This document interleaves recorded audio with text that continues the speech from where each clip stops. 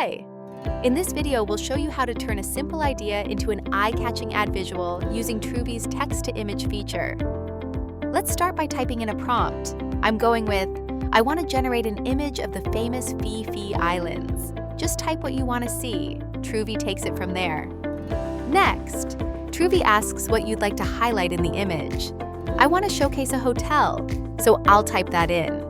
This helps the image align better with my vision. Truvy now gives you a basic idea of the image it's about to generate, just to make sure we're on the same page. Once you give it a go-ahead, it'll ask you to select the aspect ratio you want: square, vertical, horizontal, whatever fits your ad. Once you confirm the setup, Truvy shows you a quick overview, the prompt, highlights, and selected ratio, and then it starts generating the image. And after a few moments, your image is ready, beautifully crafted and tailored to your prompt. You can download it and use it anywhere you like. Happy creating!